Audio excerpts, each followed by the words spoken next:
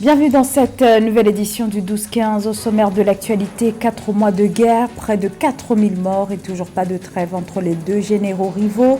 Le Togo a lancé ce lundi des pourparlers de paix sur la crise soudanaise. Renforcer les liens avec le reste du continent, le plaidoyer du Maroc en faveur de la coopération sud-sud, le décryptage à suivre dans ce journal. Le championnat national de handball se poursuit jusqu'au 30 juillet à Brazzaville au Congo. Début très prometteur pour le club athlétique Renaissance Aiglon.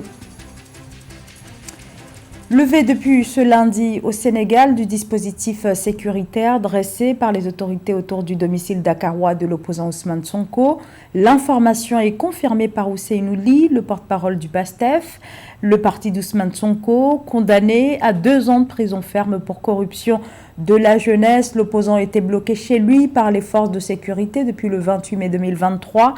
Sa condamnation a entraîné début juin de graves troubles qui ont fait 16 morts selon les autorités, une trentaine d'après le bilan de l'opposition. Le ministère de l'Intérieur avait justifié les restrictions imposées à Ousmane Sonko par les appels lancés par ce dernier à la résistance. Et au sujet de ces déboires judiciaires, le leader du PASTEF a toujours dénoncé une manœuvre du pouvoir visant à l'empêcher de se présenter à l'élection présidentielle de février 2024.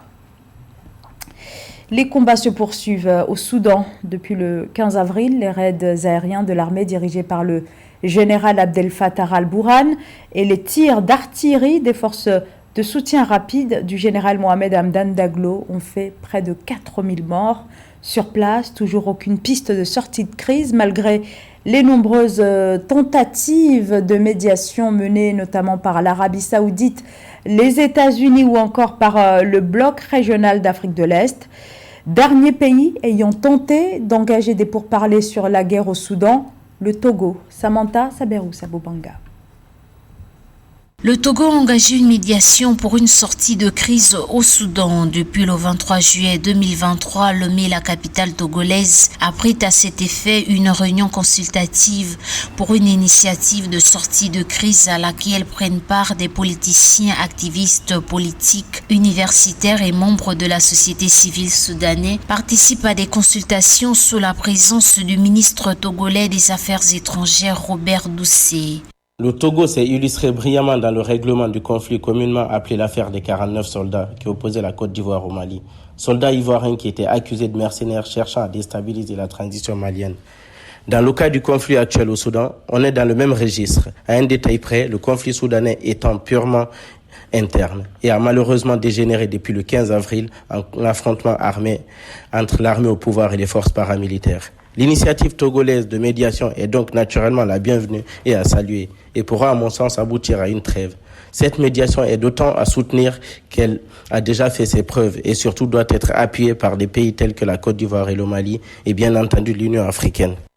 Alors que plusieurs processus de paix sont déjà en cours à l'initiative de l'Arabie Saoudite, des États-Unis d'Amérique, des Nations Unies notamment, le Togo, fort de ses expériences efficientes de médiation reconnues sur le continent, compte aussi jouer sa mission de bon office dans ce conflit aux conséquences dévastatrices pour les populations. Le Togo engage cette négociation quelques mois après le succès de sa médiation entre le Mali et la Côte d'Ivoire dans l'affaire des soldats ivoiriens. C'est une nouvelle voie diplomatique qu'offre le Togo qui surtout ferme la porte à tout type d'interventionnisme occidental. Car qui de mieux que les Africains pour comprendre et régler les conflits africains?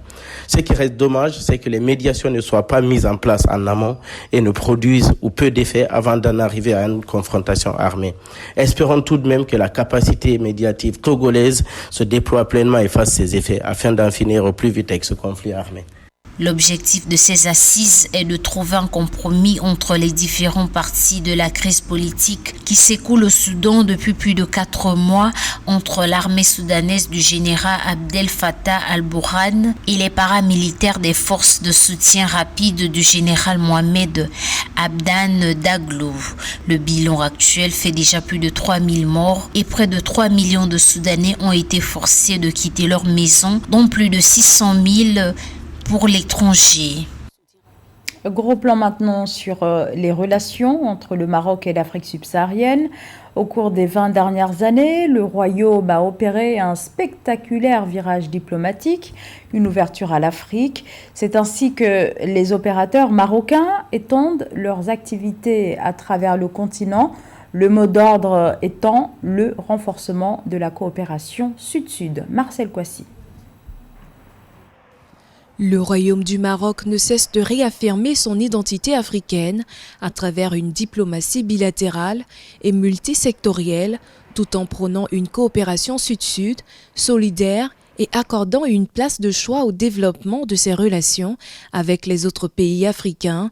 La dernière réunion ministérielle des États africains de l'Atlantique, organisée à Rabat par les autorités du pays, participe de cette ambition. Les vrais intérêts du Maroc ne sont jamais bien loin des vrais intérêts de l'Afrique, et que les vrais intérêts de l'Afrique ne sont eux-mêmes jamais incompatibles avec les vrais intérêts de l'Atlantique.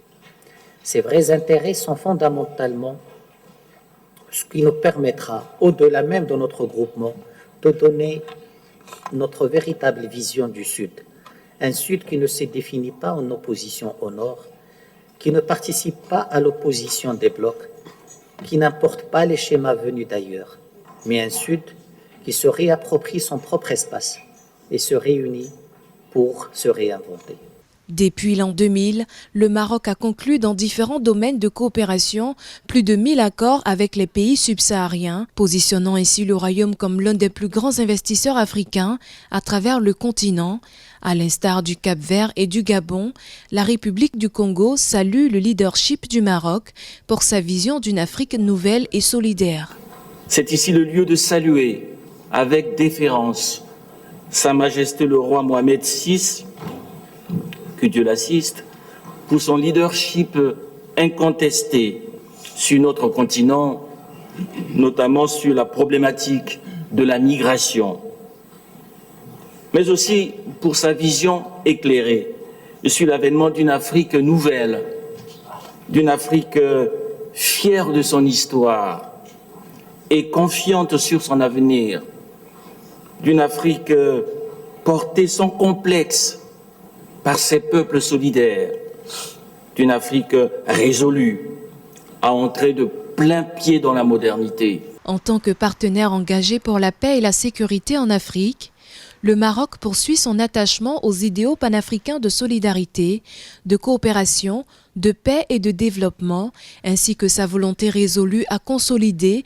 conformément aux orientations du roi Mohamed VI, l'esprit de l'unité, de la solidarité et de la coordination autour de thématiques stratégiques d'intérêt commun pour une meilleure intégration et un développement du continent africain. La deuxième édition du sommet Russie-Afrique s'ouvre ce jeudi 27 juillet à Saint-Pétersbourg. Le président russe Vladimir Poutine a convié les chefs d'État et de gouvernement africains. Objectif de cet événement, renforcer le partenariat entre la Russie et l'Afrique, continent sur lequel Moscou tente d'étendre son influence, que ce soit sur le plan diplomatique, militaire ou économique. Le point avec Nathalie Mo. Des pays africains ont bénéficié de l'annulation de 20 milliards de dollars de dettes de la part de la Russie. L'État slave, en respect de son nouveau concept de politique étrangère, publié en mars 2023, veut devenir le principal partenaire stratégique de l'Afrique dans la création d'une société multipolaire. Ensemble, Afrique et Russie ont l'ambition d'établir des relations dénuées de clivage entre pays pauvres et développés notamment. Au sommet Russie-Afrique des 27 et 28 juillet 2023 à Saint-Pétersbourg, ces principes devraient concrètement prendre forme. Je tiens à souligner que nous avons annulé plus de 20 milliards de dollars de dettes. Nous avons annulé bien plus que n'importe quel autre pays du G8. Nous prévoyons de prendre des mesures supplémentaires pour alléger le fardeau de la dette. Pour la Russie, annuler la dette africaine est un pas dans la lutte contre la pauvreté. L'Afrique possède plus de 40% des minerais du monde, mais ne contribue qu'à 3% du PIB mondial. Le président Vladimir Poutine, à l'occasion de la conférence parlementaire internationale Russie-Afrique au premier trimestre 2023, a déclaré qu'il est temps pour le continent, dont le PIB nominal a connu une croissance de 50%, de devenir émergent sur le plan économique. L'Afrique doit coopérer en étant un bloc soudé avec tous les pays du monde. C'est en cela la vision africaine sur la zone de libre-échange continentale, sur tous ces projets régionaux futuristes, peuvent être examinés si l'Afrique a la possibilité de discuter avec le reste du monde en étant un bloc compact. Une population africaine qui est près de 72-75% jeune, moins de 50 ans. Je pense que c'est important de travailler sur de nouvelles pistes, donc la technologie, l'entrepreneuriat, ce sont les domaines sur lesquels nous devons échanger avec la Russie pour réorienter cette coopération. L'essentiel de la dette des États africains annulée par la Russie remonte à la coopération militaire et au développement infrastructurel au cours de la période post-coloniale. Comme l'Union africaine, la Russie croit en la réforme de l'architecture financière mondiale axée sur la répartition des ressources monétaires internationales en faveur de nouveaux centres de croissance économique. La Russie qui a annoncé il y a une semaine son retrait de l'accord céréalier. Mais alors que l'Afrique s'inquiète pour son approvisionnement, le président russe Vladimir Poutine a déclaré ce lundi que Moscou remplacerait les céréales ukrainiennes à destination du continent. La Russie poursuivra ses efforts énergétiques pour assurer la distribution de céréales, de produits alimentaires, d'engrais et d'autres biens vers l'Afrique. Les mots du chef du Kremlin. 4,2%, c'est le taux de croissance que l'Égypte a enregistré sur la période 2022-2023 contre 6,2% durant l'exercice 2021-2022, d'après les chiffres du gouvernement égyptien. À noter que les 4,2% de points de croissance sont supérieurs aux prévisions du Fonds monétaire international. Le FMI tablait sur une croissance de 3,7% en 2023 contre 6,6% en 2022 et une inflation qui devrait atteindre 21,6% en rythme annuel alors qu'elle était à 8,5% en 2022 dans ce pays en difficulté économique en raison notamment de la dette internationale égyptienne qui s'est envolée depuis 2013. Une déforestation massive et inquiétante en Afrique. Sur le continent, près de 2 millions d'hectares de forêts disparaissent chaque année. La lutte contre les changements climatiques met ainsi la question des forêts tropicales au cœur de l'agenda des différents gouvernements. En Côte d'Ivoire, le gouvernement a signé la semaine dernière un partenariat concernant l'aménagement forestier. Aménadji. En Côte d'Ivoire, le ministère des Eaux et Forêts a signé un protocole avec le consortium LEF et AES Afrique en vue de la réalisation d'une étude de faisabilité pour la réhabilitation de forêts classées. Il vise la restauration des forêts classées de Fengolo, 12 000 hectares, et de Yani, 10 600, soit 15 hectares, en vue de la génération de crédit carbone. En prenant donc cet engagement, la Côte d'Ivoire montre la voie à plusieurs États francophones. Maintenant, la question la plus importante qui se pose, a-t-on véritablement besoin donc d'études de faisabilité pour s'engager dans les projets d'atténuation? Au-delà donc de cette question, la question donc des taxes carbone se pose avec acuité et mérite beaucoup de réflexion. L'étude préliminaire de faisabilité révèle que ces deux forêts classées comprennent des collines, une infiltration moyenne et la présence de plantations d'anacards, une activité d'élevage de bovins et des reliques forestières. Prévu sur une période d'1 an, le projet devrait permettre d'accompagner les objectifs de reforestation de l'État ivoirien d'ici 2030. On notera néanmoins que les projets crédit carbone ont pris de l'ampleur dans ces dernières décennies et fort de cela et malgré cette ampleur, les rapports du GIEC ne donnent pas grand espoir, ce qui nous interpelle tous à reposer, à re-questionner le processus afin de voir l'utilité de l'approche crédit carbone et peut-être inciter autrement les États à honorer les engagements internationaux relatifs à la protection de l'environnement et à la sauvegarde de la planète face à la crise climatique. À cet effet, le consortium LEF-AES Afrique s'est engagé à rédiger le cahier de charge de l'étude et de le faire valider par le ministère des Eaux et Forêts au plus tard 2 mois après la signature du protocole. Notons que ce projet intègre un volet communautaire dans sa mise en œuvre ainsi que des actions d'agroforesterie et de conservation. Du sport, direction le Congo. Le championnat national senior de handball se poursuit jusqu'au 30 juillet dans la capitale Brazzaville. L'équipe féminine de la Direction générale de la sécurité présidentielle remet son titre en jeu. De son côté, le club athlétique Renaissance Aiglon a fait une entrée très remarquée face à l'Étoile du Congo. Reportage entre correspondants d'Eva Ponzo.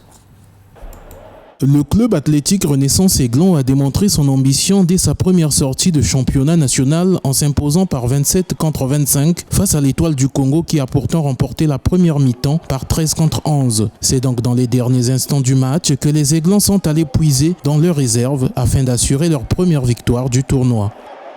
Je dis bien physiquement, Kara est au top par rapport à Étoile. Maintenant, il fallait jouer avec le jeu technique et tactique dans le placement des joueurs, ramener le trapèze et croire toujours que jusqu'à la fin du match, comme le match c'est 1 heure, il faut toujours croire que tant que l'arbitre n'a pas sifflé la fin du match, nous devons tout croire et c'est ce que nous avons fait ce soir.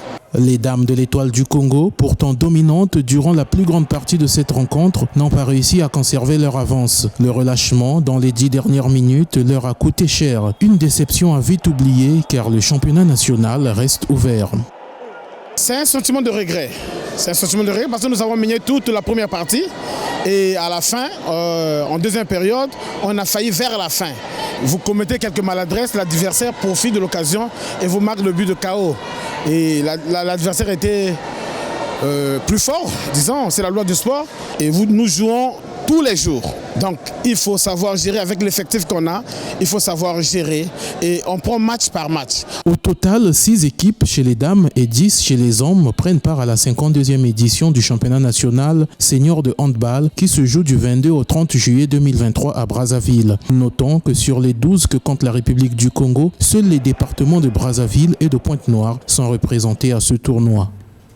C'est la fin de ce journal. Merci de votre fidélité. L'information continue sur Africa 24.